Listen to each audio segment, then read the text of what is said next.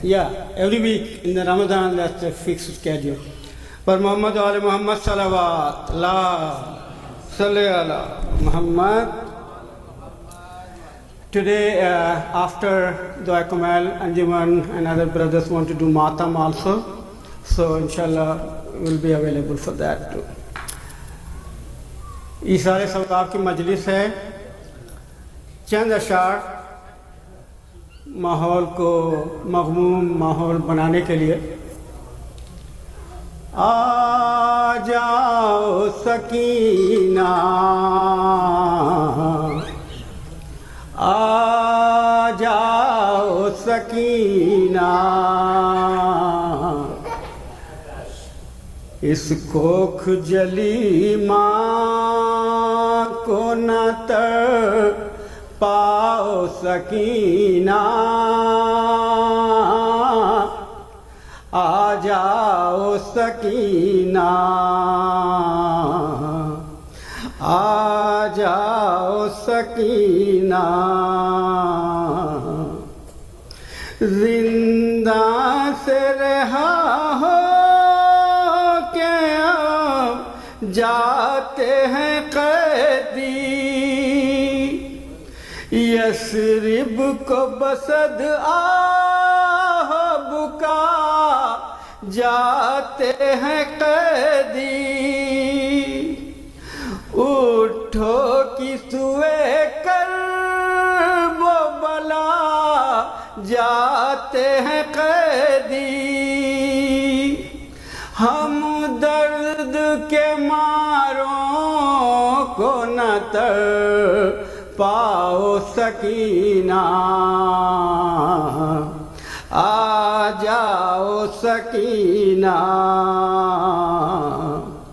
خاموش ہو کیوں اے دل سلطان مدینہ،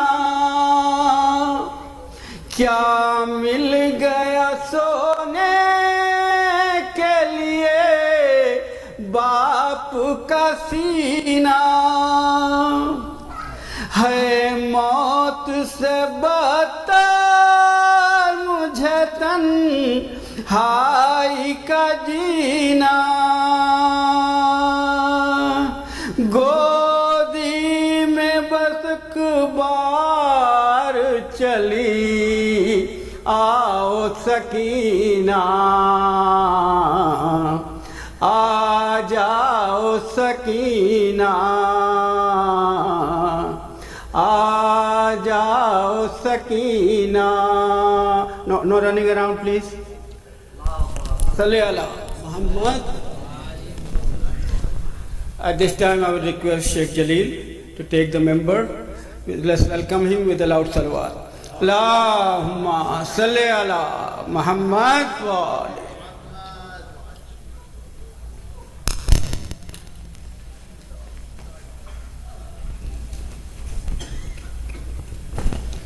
أعوذ بالله من الشيطان اللعين الرجيم. بسم الله الرحمن الرحيم. الحمد لله رب العالمين، ثم الصلاة والسلام على أشرف الأنبياء والمرسلين، حبيبي وحبيب إله العالمين أبي القاسم محمد. اللهم صل على محمد وآل محمد وعلى أهل بيته الطيبين الطاهرين المعصومين الذين ذهب الله عنهم الرجس وطهرهم تطهيرا. اللهم صل على محمد وآل محمد. A request of Surah Al-Fatiha for the marhumin and marhumat of the sponsors tonight, and also Sister Zakia Ferguson, who was one of the community members who passed away a few months ago in Ghana. May Allah be pleased with her soul, and your marhumin and marhumat as well. Surah Al-Mubarakat Al-Fatiha. Bismillah ar-Rahman ar-Rahim.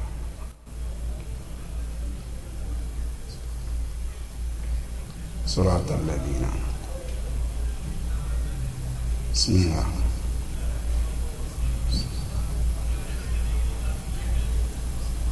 Bismillah.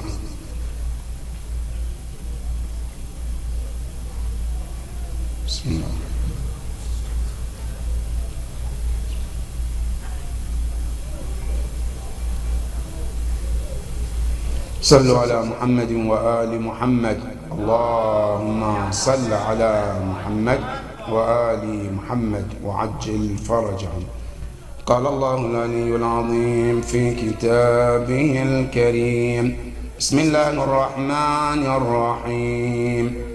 ودخل المدينة على حين من غفلة من أهلها فوجد فيها رجلين يقتتلان، هذا من شيعته وهذا من عدوه، فاستغاثه الذي من شيعته على عدوه فوكزه موسى فقضى عليه، إنه من عمل الشيطان، إنه عدو مضل مبين.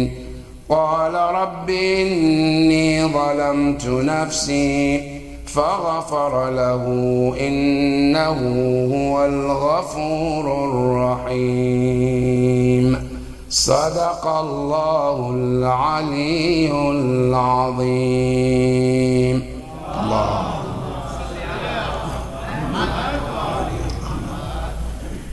As we continue the tafsir of ayah number 15 of Surah Al-Qasas, before we proceed, there is one important lesson for all of us. And that lesson is a lesson for all of us in our lives. And maybe, if not all of us, some of us have been through this lesson. And the lesson is this: sometimes something bad happens in your life, and all you can think, Ya Allah, why? What did I do?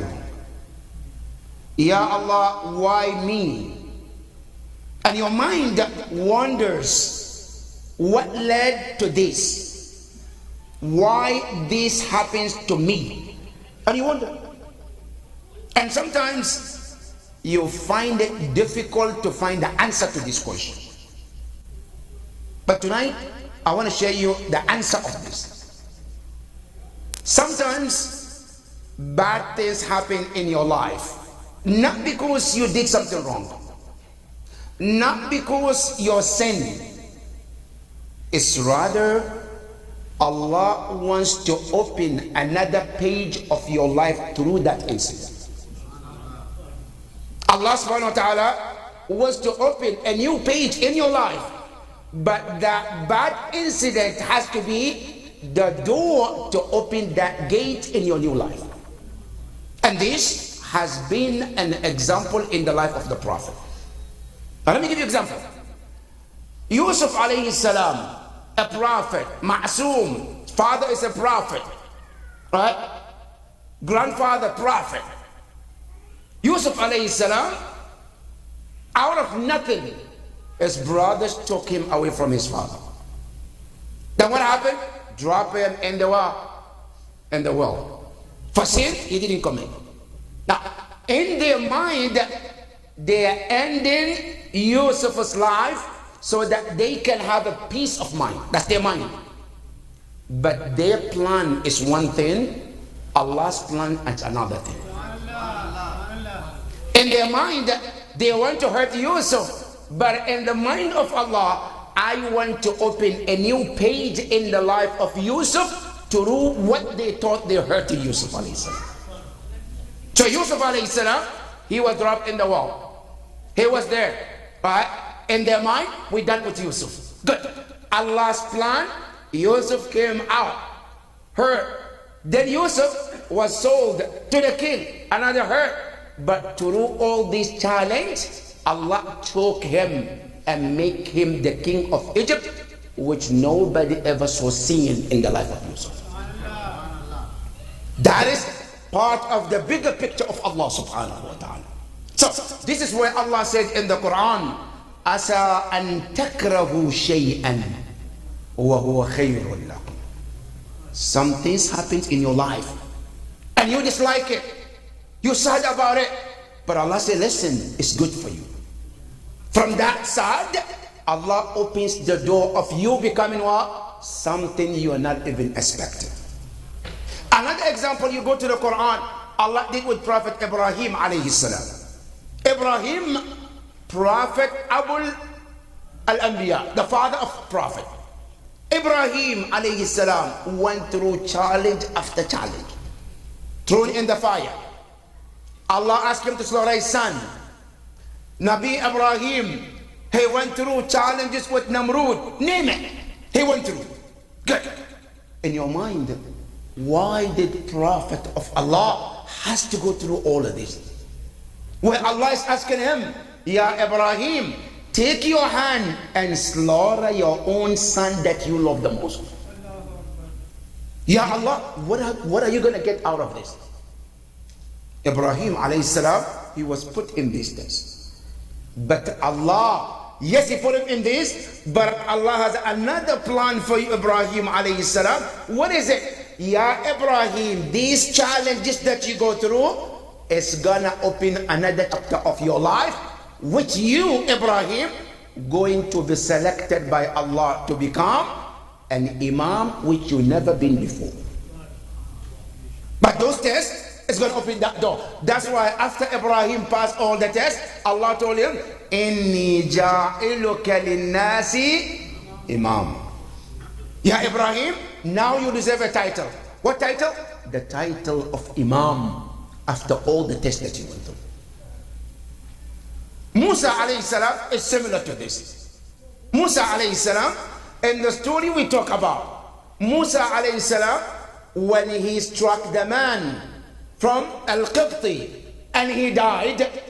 Now we all think, why did Musa do this? Why somebody have to kill? Why somebody have to die?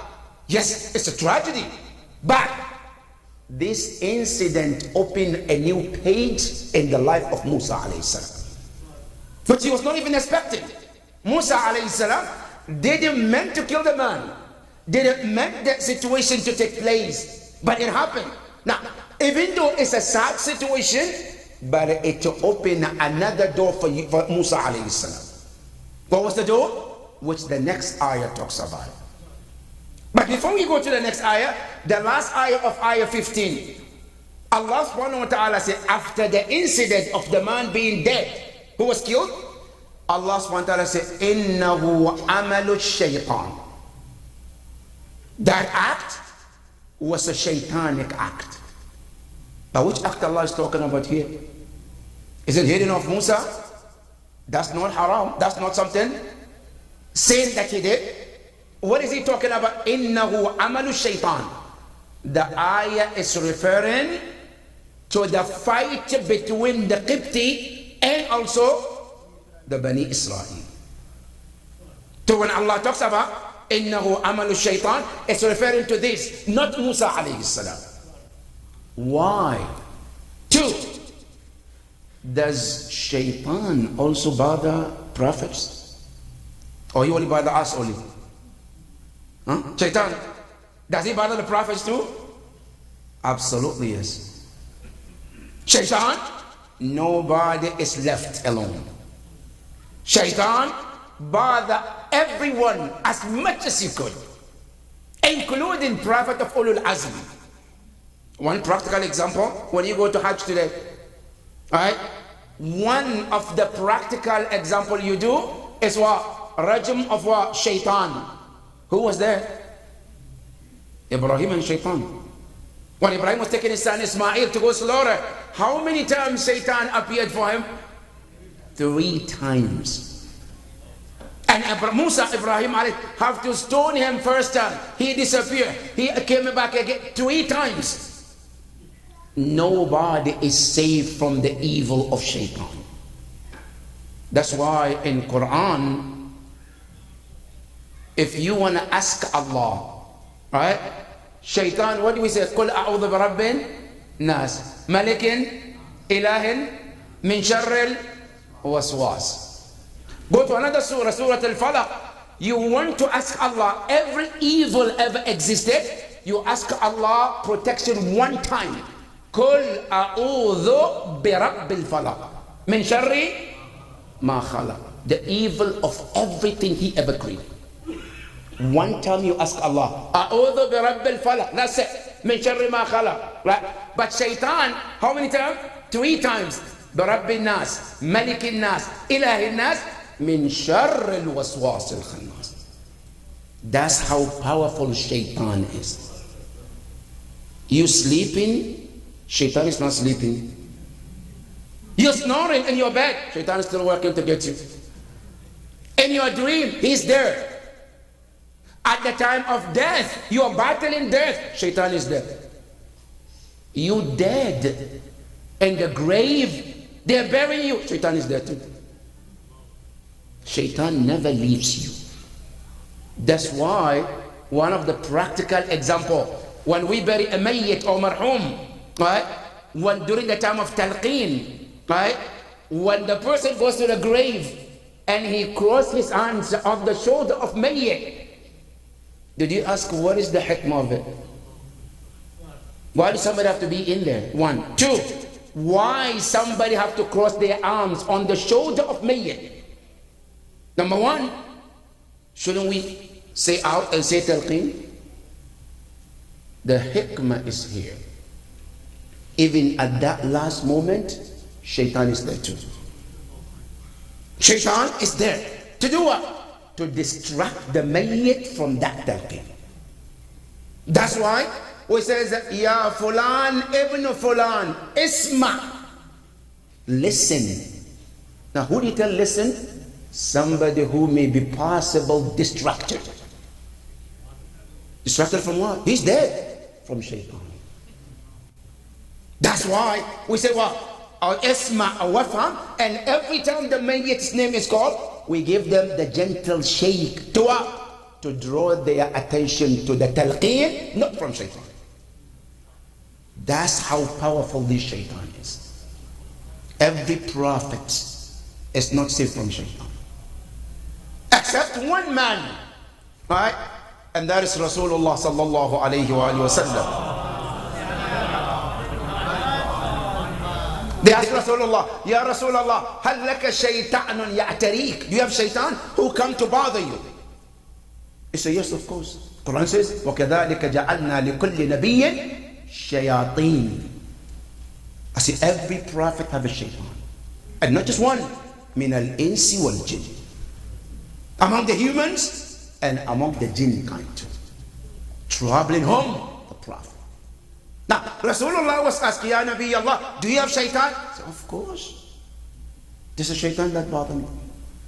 But there is a difference between me and others. What is it?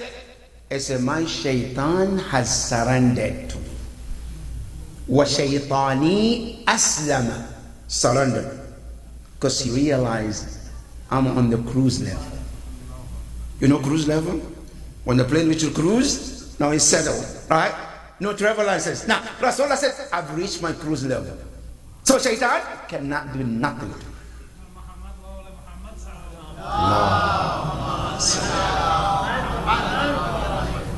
That is also Ahlul Bayt alayhim as-salam. They also have reached the cruise level. Now, Iblis, shaitan, cannot longer hurt them. Even though he's there. He tried, but he cannot do nothing to them. But for any one of us, we're still vulnerable for shaitan. That's why Allah says, Innahu min amal shaitan. Many times when evil things happen, it's from shaitan. And Allah tells you one important message here. Innahu aduwwan. If you want to talk about your enemy, he says he is your real enemy. Shaitan is our worst enemy ever. And Quran says, Inna shaytana lakum adu. Allah says, I'm telling you, if you want to know your real enemy, yes, you have many enemies. But the worst of all is shaitan. And Allah tells you, فَاتَّخِذُوهُ عَدُوًّا. You should also take him as enemy. Then Allah tells you, not only that, إِنَّمَا يَدْعُوا حِزْبَهُ لِيَكُونُوا مِنْ أَصْحَابِ السَّعِيرِ. One of the major mission of shaitan is to recruit people to join him to hellfire. That's the mission of shaitan. He wants to recruit you and I so we can be part of his soldiers, so that Yawm al-Qiyamah, he doesn't go to hellfire alone. So we can also join him to hellfire. And Allah says, إِنَّهُ عَدُوٌ مُضِلٌّ. Shaitan is one of those who definitely misguides. وَمُبِينٌ, and very clear. That is one of the mission of Shaitan. Now, Al-Quran goes to the next ayah, where Musa alayhi salam, after this incident, now he's talking to Allah subhanahu wa ta'ala. قَالَ رَبِّ إِنِّي ظَلَمْتُ نَفْسِي. My Lord, I have oppressed myself. What does it mean, dhulm, in Arabic? The word dhulm, what does it mean? According to the ulama al-aqidah, they say al-dhulm has three different meanings. One of the meaning what? Al-dhulm, adam wad'u ash-shay' fi mahalli. When you don't put things where they belong, it's called dhulm. This person deserves this person deserves that, I switch it, it's called dhulm.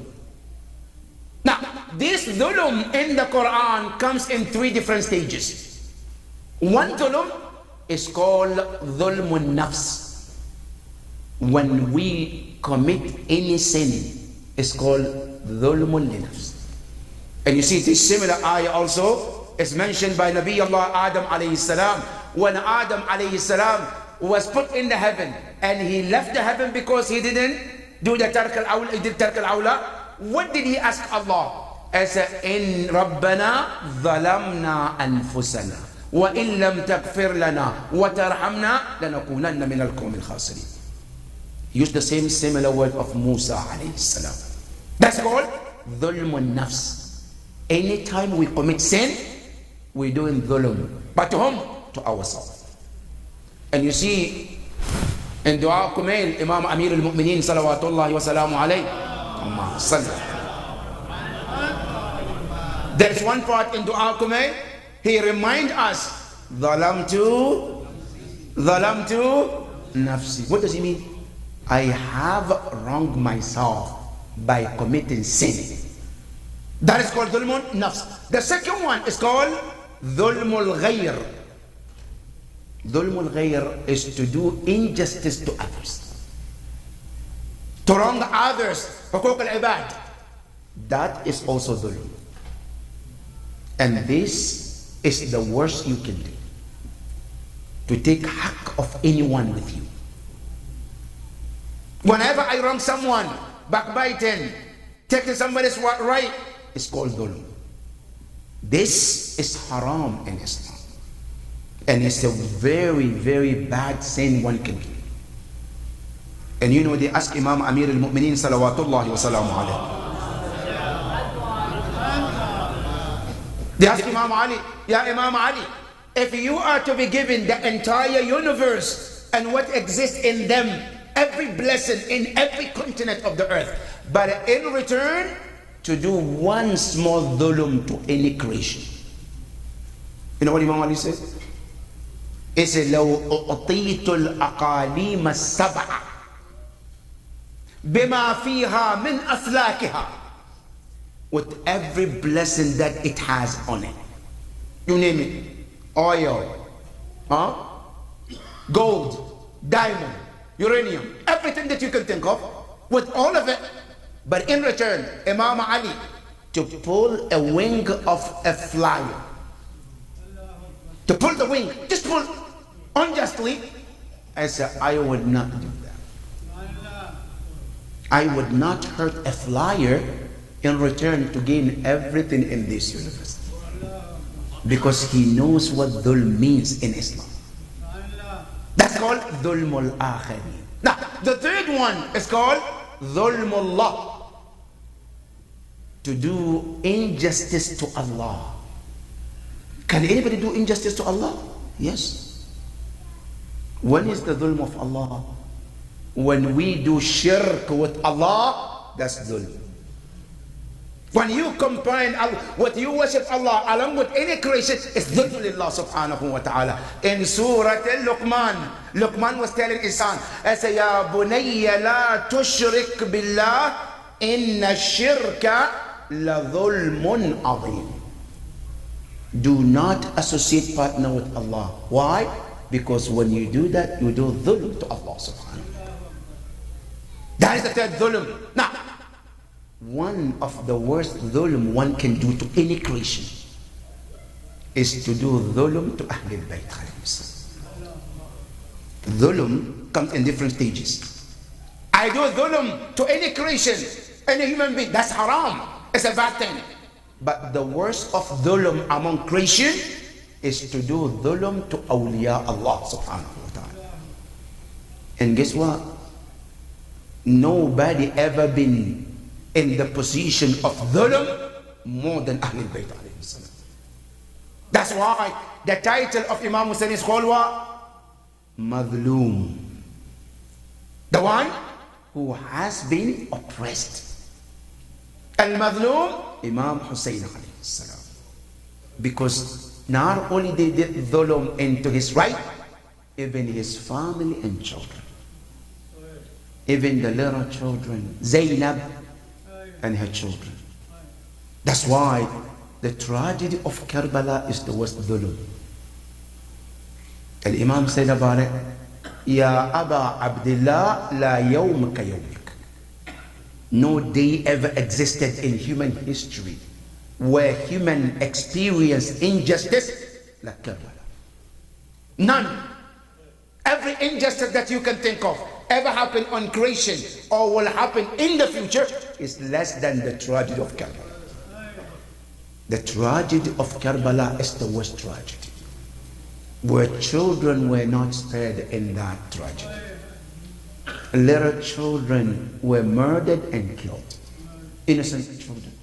One of them, Aun and Muhammad, the children of Zainab Salamullahi alayha, who she took with them to Karbala. They were young men, young children. On the day of Ashura, they came to Imam Hussein alayhi salam and they asked Imam Hussein to go to the battlefield. Imam Hussein said, no, you are young. First and foremost, battle is not even wajib upon you. Two, when I look at you, you remind me about your father.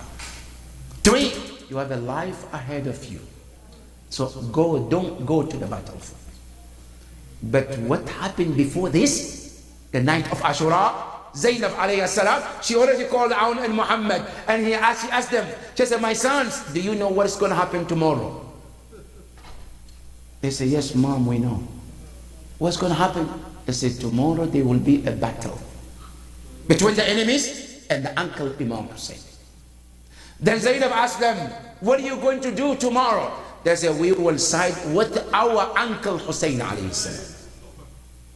But Zainab alayhi salam, she taught them something much better than what they said. He said, no, no, no, you are not going to fight with your uncle against the enemies. No. You're rather going to brighten the face of your mother in front of your grandmother Zahra. When you fight, you're not just helping your uncle. No, no. You brighten my face in front of Zahra alayhi salam. That's what you're doing. So when you stand tomorrow in the battlefield, remember this. They say, Mom, yes, we will do that. On the day of Ashura, later on they came to Imam Hussein. Said, we want to go to the battlefield. Imam Hussein wouldn't let them. Finally went and told their mother, Zainab alayhi salam, our uncle would not let us to go to the battlefield. Can you do something about it? Imam Hussein alayhi salam met Zainab alayhi salam. Zainab, why? These are children. Why should they go to the battlefield? Zainab alayhi salam asked, Ya Aba Abdullah, you gave your son Ali al-Akbar أشبه ناس خلقا وخلقا ومنطقا لرسول الله. Why can't I give my son Aun and Muhammad? Zainab, she insisted that I give them the permission to go to the battlefield. Now historically it is mentioned that Aun and Muhammad, they were very young and very skinny children. So when they were given the sword, it was a little bit heavy on them. So they were struggling, but still have every faith to go to the battlefield. Abbas Abul Fadl was the one who trained them how to fight in the battlefield. Surely enough, he went to the battlefield. They were fighting and fighting and fighting. Finally, they were overpowered at the last moment. Aun and Muhammad, who did they call? Abu Abdullah, Assalamu alayka ya Amma. Peace be upon you, our uncle. Imam Hussein rushed towards their aid. As Imam Hussein reached to them, he grabbed Ali Aun and Muhammad, one on the right side, one on the left side, and looking at the face of these children. And then suddenly Aun said, "Ya uncle, oh my uncle, can you ask our mother one question?" He said, "Yes, what do you want to ask your mother, Zainab? Can you ask her, did we brighten her face in front of Zahra alayhi salam?" Abu Abdullah didn't wait to go and ask and tell Zainab. Immediately he answered, "Hey wallah, you have brightened the face of Zainab alayhi salam by giving yourself to Ahlul Bayt, to your father, to your uncle." Imam Hussein alayhi salam, after the martyrdom of Aun and Muhammad, he brought them to the tent as he did with all the shuhada. Zainab salamullahi alayha, every shaheed, she goes and sit next to the body and cry. But for Aun and Muhammad was different. Allahu Akbar. Zainab alayhi salam, what did she do? She faced towards the Kaaba, and she called Allah. Ya Allah, I'm not crying for Aun and Muhammad. Rather, I want to ask you, Ya Allah, Allahumma taqabbal minna hadha al-qurban. Ya Allah, this sacrifice that we gave, my aim is you to accept it from us, Ya Allah. Zainab alayhi salam, not only she was sacrificed herself to every tragedy of Karbala, but her sons as well. Inna lillahi wa inna ilayhi raji'un. وسيعلم الذين ظلموا أي منقلب ينقلبون والعاقبة للمتقين. إلهنا نسألك وندعوك يا الله. We ask you tonight, Majlis, the tears, the masa'ib of Ahlul Bayt, Ya Allah, send the reward of it to the marhumin and marhumat of the sponsors of tonight, Ya Rabbal Alameen. Ya Allah, elevate their ruh to the highest position in Jannah, Ya Rabbal Alameen. Ya Allah, grant them the shafa'ah of Muhammad and Ali Muhammad. Ya marhumin, Ya marhumat, may Allah be pleased with all of them, Ya Rabbal Alameen.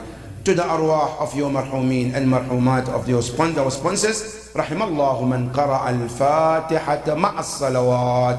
Allahumma salli ala Muhammad wa ali Muhammad. Bismillahir Rahmanir Rahim. Alhamdulillahi Rabbil Alameen. Ar-Rahmanir Rahim. Malik Yawmiddin. إياك نعبد وإياك نستعين اهدنا الصراط المستقيم صراط الذين أنعمت عليهم غير المغضوب عليهم ولا الضالين. بسم الله الرحمن الرحيم. قل هو الله أحد الله الصمد لم يلد ولم يولد ولم يكن له كفوا أحد. بسم الله الرحمن الرحيم. قل هو الله أحد الله الصمد لم يلد ولم يولد ولم يكن له كفوا أحد. بسم الله الرحمن الرحيم. قل هو الله أحد الله الصمد لم يلد ولم يولد ولم يكن له كفوا أحد. صلوا على محمد وآل محمد. صلوا على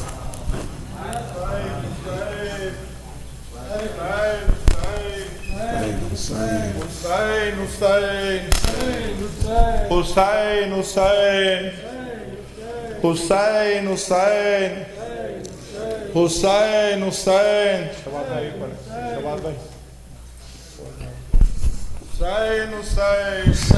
Hussein, Hussein, Hussein.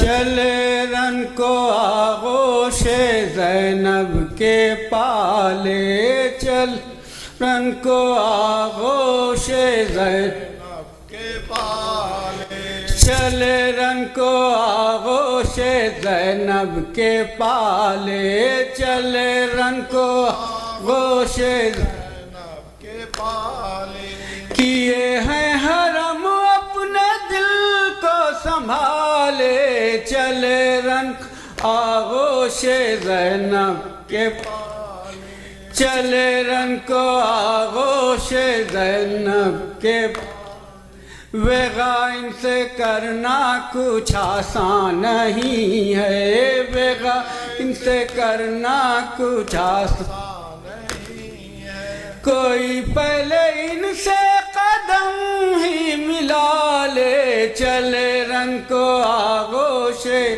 نب کے پالے چلے رن کو آغوش علی کے نواسے ہیں اون و محمد علی کے نواسے ہیں اون و محمد علی کے نواسے ہیں اون و محمد علی کے نواسے ہیں اون و محمد سپاہ حسینی کے ہیں یہ جیالے چلے رن کو آغوش کے پالے چلے رن کو آغوش تصدق کیے میں نے اون و محمد تصدق کیے میں نے اون و تصدق کیے میں نے اون و محمد تصدق کیے میں نے اون و میرے بھائی کو اب تو خالق بچا لے چلے رن کو آغوش زینب کے پالے چلے رن کو آغوش زینب کے حسین حسین حسین اللہم صلی اللہ متضرع کے بعد